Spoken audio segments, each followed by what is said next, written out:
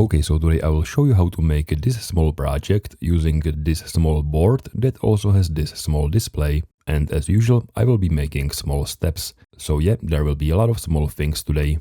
And I have randomly found this board on AliExpress, and apparently it's made from 01 space, but I'm not quite sure if this is a company or just maybe some individual creating those boards. It's hard to find any more details.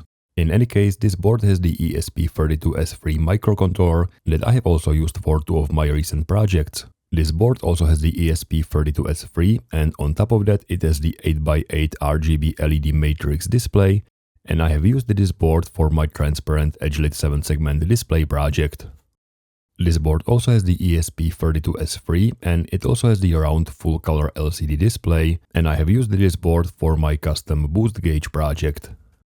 I will put the links to both of those videos in the description, but let's get back to our today's board. Actually, before we do that, let's talk about the sponsor of today's video, which is PCBWay. Because if you are creating your own electronic projects, you might need PCBs or maybe PCB assembly or even things like 3D printing, CNC machining or maybe injection molding. Well, in all those cases, PCBWay has you covered. They offer all of those services for a reasonable price. And if you do need PCBs, you can use the link down in the description and get 10 PCBs for free, only paying for shipping. So thank you PCBWay, and let's get back to our project and to our board. As you can see, this board has the tiny little monochrome OLED display, meaning that it can display only one color, being the white color. The size is only 0.42 inches and the resolution is 72 by 40 pixels. And this is actually not the first time that I'm using this display. I already have a video in which I have used this display to show the battery indicator, and I was using this display together with the Arduino UNO. So my plan is to take that battery indicator project as a starting point and make it somehow better. And since I will be using the ESP32S3 instead of the Arduino UNO, I should have plenty of performance and power, so I will expand this project a little bit more. And instead of drawing this animation using images, I will calculate every single pixel of this animation of those animated blobs dynamically. So that's the plan, and now let's go all the way to the beginning and connect this board to PC using the USB-C cable. And right as I do so, there is some default sketch running that shows drawing various objects to the OLED display, but at the same time there is a small LED, the NeoPixel LED in the corner that you can use to display any color you want, and right now it's displaying some kind of violet color. I will not be using the NeoPixel today, but it's there if you want to use it. So the board works, which is great. Let's try to find some documentation so we can create and upload our own sketch. And let's start by opening the product page on the AliExpress. First of all, you can see that there are a few different versions of the board. One has the 5x5 NeoPixel LED matrix display, the other one has our OLED display, and there is also a version with the RP2040 and also ESP32C3 microcontroller. And if I scroll down, there are some informations. So let's find our board, which is this one, the ESP32S3 with the OLED display. And if I scroll down even more, there is a link to GitHub. Actually, it's not the link, it's just an image, so I have to type in the address manually. But once I do so, I can see the image of the board with those I/O pins. And I can also open this graphic test. And there is this graphic test.ini file. And I believe that's the default sketch that's running on the board using the U8G2 library to draw stuff on the display. So let's maybe try uploading this sketch one more time. I will copy everything into the clipboard. Then I will open the Arduino IDE and paste the code in here.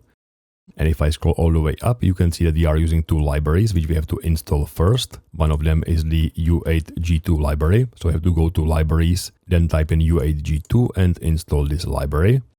And the second library is this WS2820FX, so I'll just insert the name as well and install this one as well. And this one is for controlling the NeoPixel, that RGB LED. Once we have the libraries installed, we need to select the ESP32 board. And if you have never used the ESP32 boards before, you have to go to File, Preferences, then click this Additional Boards Manager URLs, click this button, and make sure that this line is in here. Then click the OK button, go to Boards Manager and type in ESP32 and make sure to install the ESP32 by Espressif Systems. Once you have it, we can go to Tools, Board, ESP32 and select the ESP32S3 development module. However, once you do that, you can see that we have a lot of different options that we can choose, and it's kind of hard to tell which are the right ones. And unfortunately, those options are not being listed on this GitHub page. Thankfully, I have found this video which is using the very same board, and although this video is in Japanese, all I'm looking for are the options for the board itself, and they are listed by the end of the video, so let's just make this a little bit smaller. Try to make this window a little bit smaller and use the same options. So go to Tools and set the USB CDC on boot to be enabled. The CPU frequency is 240 MHz, the flash mode is set to QIO 80 MHz, the flash size is 4 MB, the partition scheme is a default one, the PSRAM is disabled, and then I believe what has to be changed is to change the upload mode to be the tiny USB, as well as the USB mode to be the tiny USB. And before I upload this to the board, I have to switch the board to be in the upload mode. And on the back of the board there are two buttons, one is labeled B for boot, and the other one is labeled R for reset. What I need to do is to press the B, the boot button, and hold it, and then quickly press the R button, the reset button, and then once I unpress the R button, I can also unpress the boot button. And as I flip the board, now you can see that the animation is not playing anymore, because now the microcontroller is in the upload mode, which means that now I can go back into the Arduino IDE. And now if I go to Tools and Port, I should see the port with our ESP32 board connected, which in my case is the communication port number 8. So I will select it and then press the upload button. And once this is uploaded, there is no change on the display, and that's because we have to press the R button, the reset button, to reset the board. And once I do this, I see the very same sketch running again, which is not that much exciting of course, but again, we are making small steps. And if we can get this sketch running on the board, it hopefully means that we can also get the battery sketch running on the board, because it's using the very same U8G2 library. But before we do that, I want to take a closer look at the initialization of the display. The display is connected using the I2C connection, which means that we need two data pins, the SCL, the serial clock, which is connected to pin number 40, and the SDA, the serial data, which is connected to pin number 41. And if I look into our code, indeed there is a definition of the SDA pin being 41 and the SCL pin being 40. But then if I scroll down to the initialization of our display, which is this one, the SSD1306 72 by 40 pixels, we are actually not using those pins, which is kind of strange. So if I keep scrolling, I will jump into the setup function, and here you can see that we are starting the I2C communication using the SDA pin and SCL pin before starting the U8G2 library, which is kind of strange. I mean, I guess it works because it's working on our display, but what you usually want to do is to initialize the display with those pins instead. So I will open the list of display setups, and in here I will search for our display, which is this one, and you can see that we have to set the rotation of the display, but then there is the optional reset pin and optional clock pin and data pin. So I'll just copy this piece of code and paste it into our code.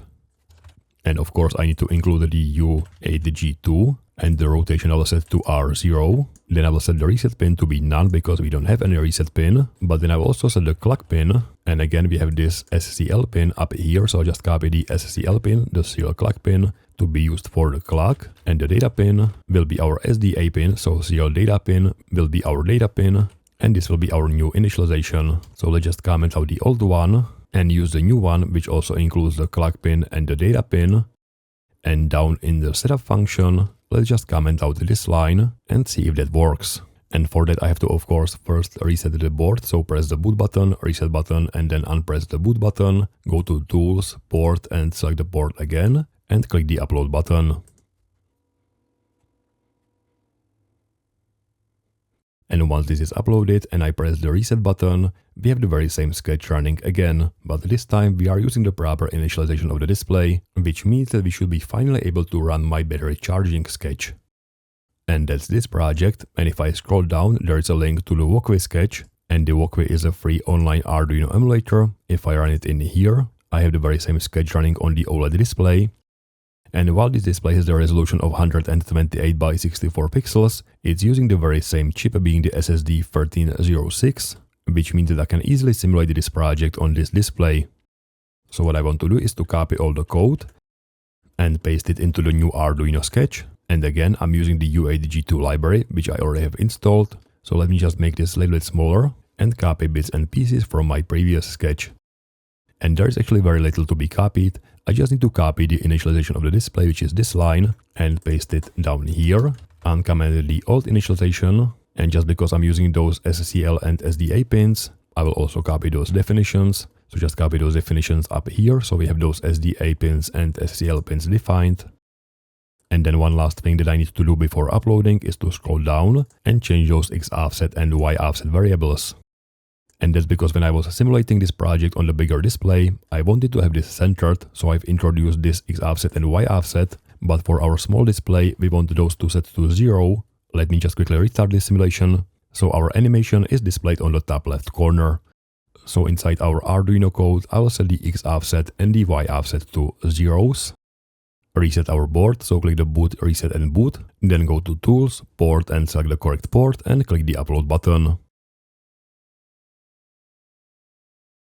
And once I click the reset button, we can finally see a different sketch running on the display. And that's of course this battery charging indicator.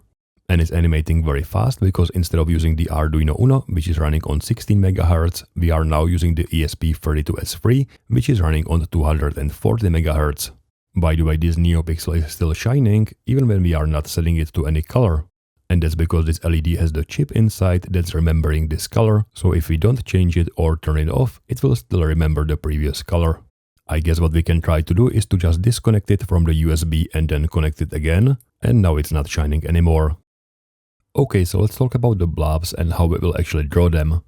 And I've described the steps from the graphical point of view in my previous video. So imagine you have this square and this circle, and then you apply the outer glow effect. So here is the outer glow for the square, and here is the outer glow for the circle. And at some point those are mixing together somehow, which means that what we can do is we can apply the threshold effect, and that will just set the pixels to white below some threshold value. And as I move the circle closer to the rectangle, you will see that now those two outer glows are mixing much more, creating this connecting effect. Looks like that it's reaching to the circle. While of course all that's happening is that we are just mixing those two outer glows together and applying the threshold effect. And I was showing how to do this inside of Photopea, which is a free online graphic editor. You can see even with more elements, but for the final animation, I have used After Effects because it was just easier to animate it inside After Effects. So I believe that this is the final animation that I've exported as a set of images. Again, today we will not be using images, but I will try to calculate those blobs, those individual pixels inside the code. And let's actually try to simulate it, and for that I will be using Google Sheets, and let's just imagine that every single cell is 1 pixel of our 72 by 40 pixel screen.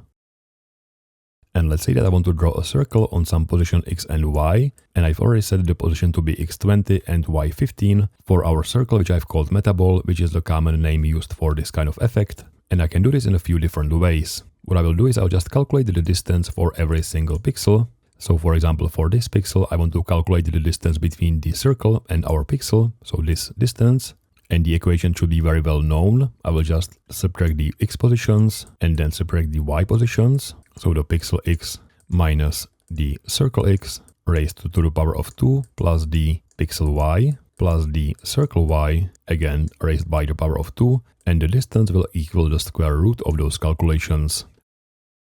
So let's try to do that. I can get the X position of the cell by calling the column function. That will give me the X position going from 1 all the way to 72.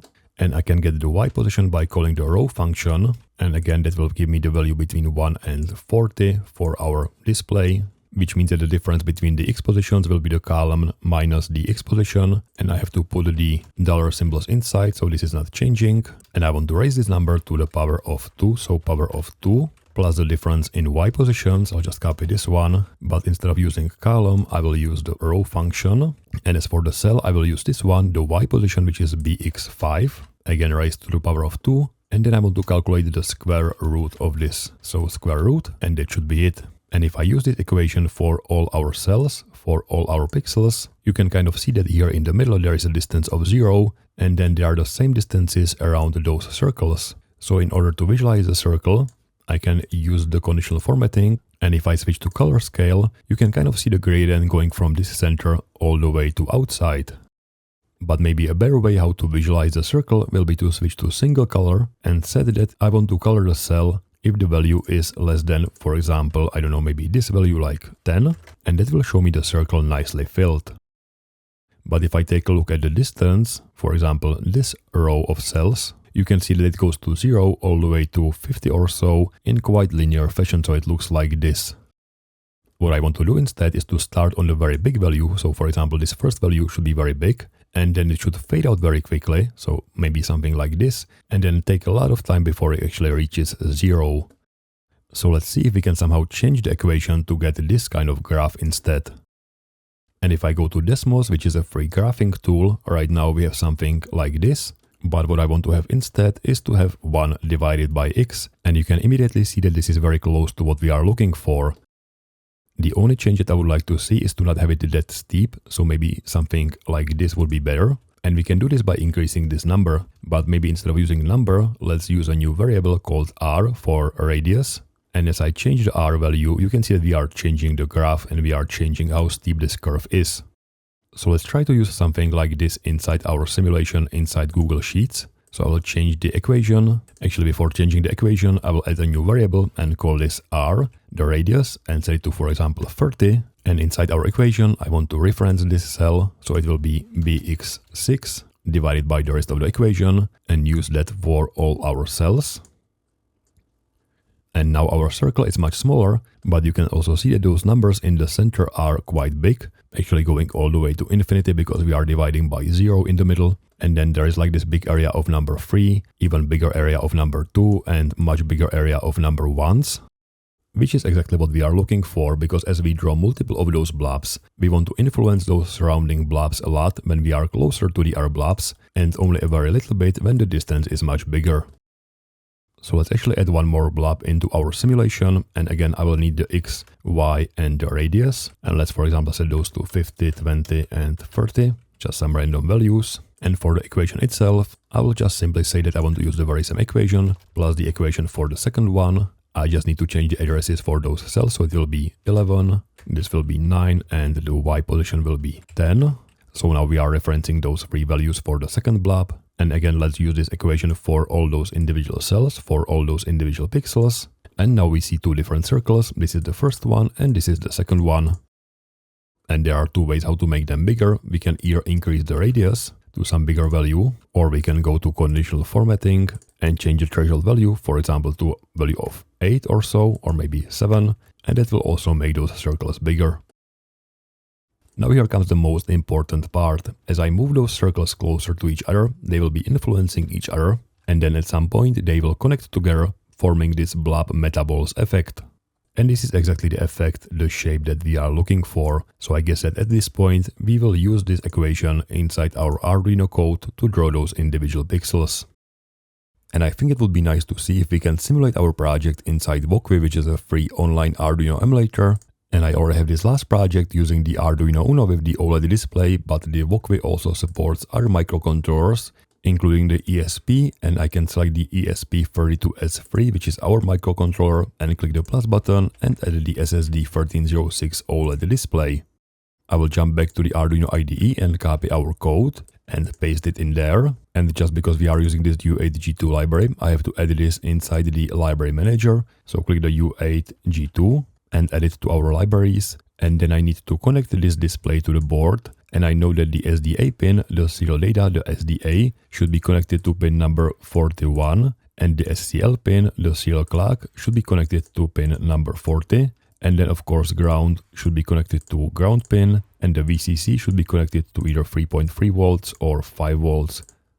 Now what I want to do is to go over every single pixel inside this better indicator and set the pixel to be either lit or not lit based on our equation, but maybe let's start simple, again small steps, and instead of using this equation, for now we will start with using the random value, and based on some random value we will either fill the pixel or not.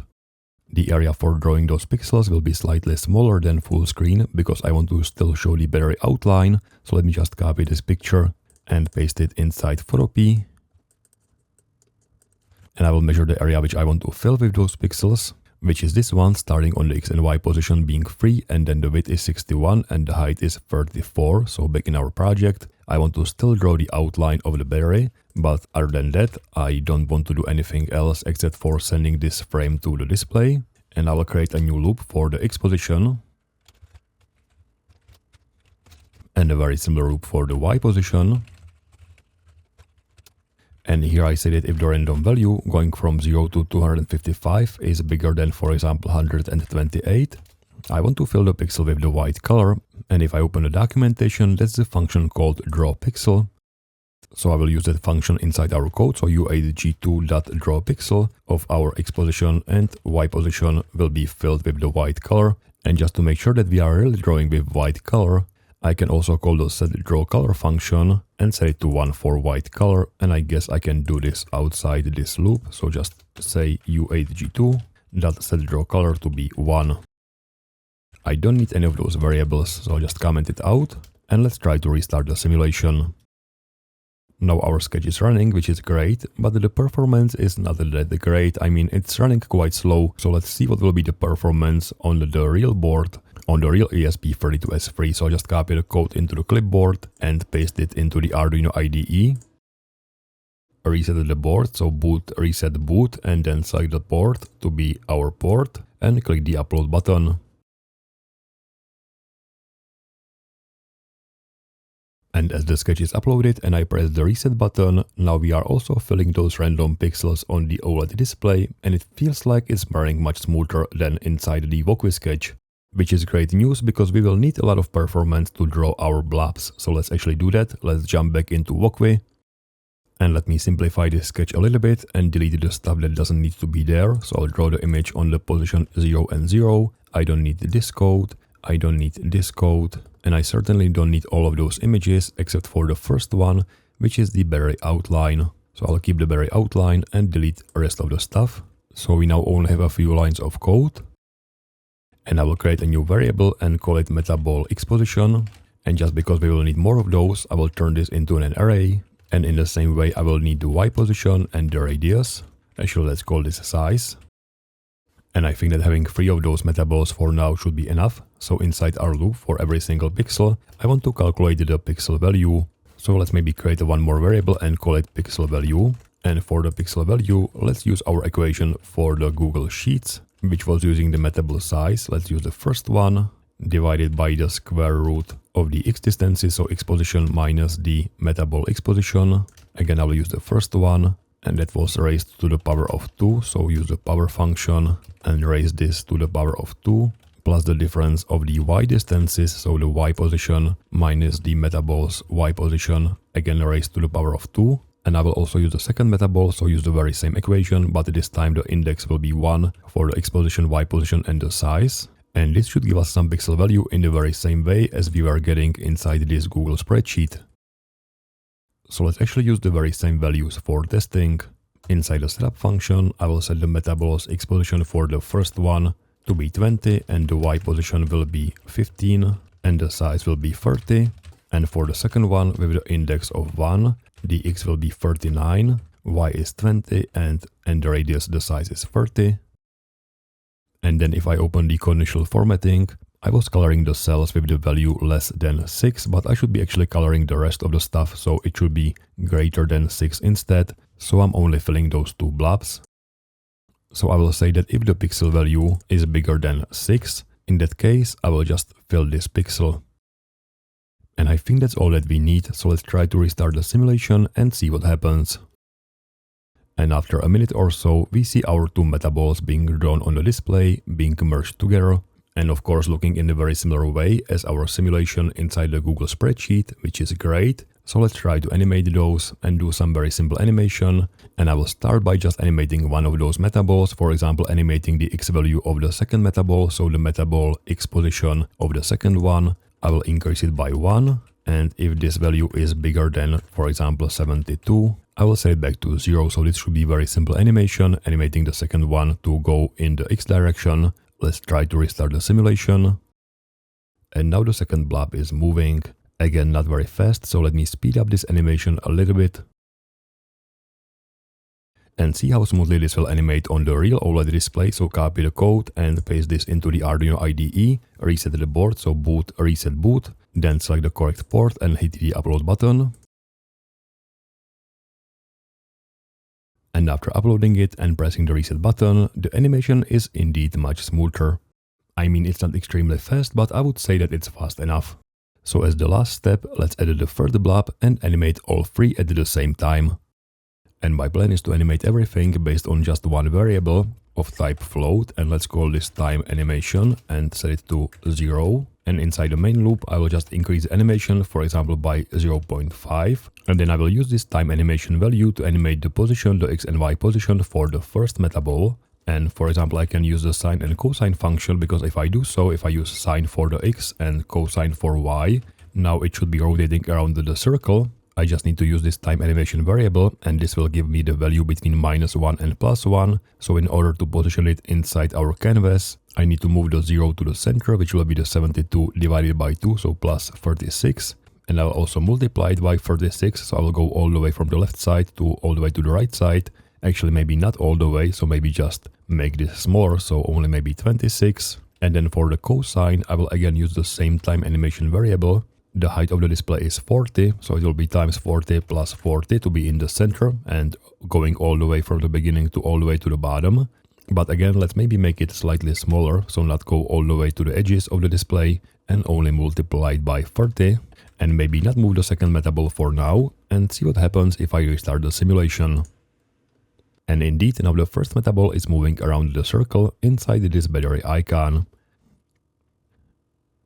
And I think it will look even more interesting if we put the sine and cosine function out of sync. So it will not be always moving around the circle, but it will be wiggling around a little bit. And I can do that by multiplying the second time animation by some value, for example 0.9. And I might decrease the animation speed by setting the time animation only to plus 0.1. And let's restart this again. And let me actually speed up the playback a little bit so you can see the animation nicely. And you can see that with the slight offset, the blob is now following a much more interesting path. Which means that all that's left to do is to use the very same equation for all the other blobs, for all 3 blobs, but of course with some kind of offset for each individual blob.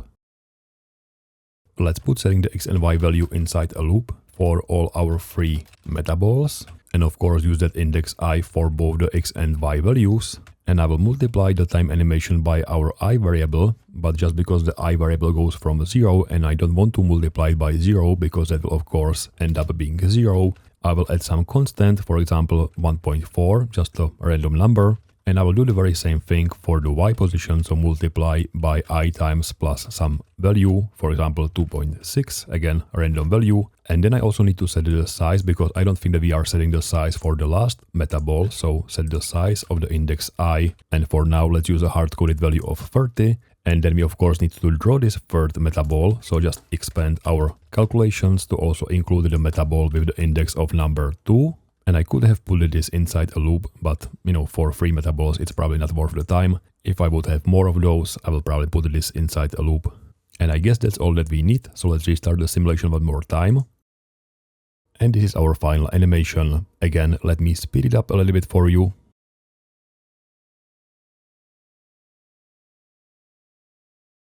So the last step that we need to do is to run this on the real board, on the real OLED display, by copying the code and pasting it into the Arduino IDE. Then reset the board by hitting the boot, reset and boot button. In the Arduino IDE, set the correct port and hit the upload button. And after this is uploaded and I hit the reset button, I can see the very same animation on the real OLED display. And I really like how it looks like and how smooth this is. And I'm sure that we can animate it even faster by doing some optimizations in the code, but that's something probably for the next time. For now, that's all I wanted to show you. Again, this board is small, the OLED is tiny, but the ESP32S3 definitely have some power. And even with this small resolution OLED display, you can show some interesting animations. If you have any questions or comments, please put those down in the comment section. As always, all the source files are on GitHub, the link is in the description. Thank you very much for watching, and I hope to see you soon. Thanks and bye.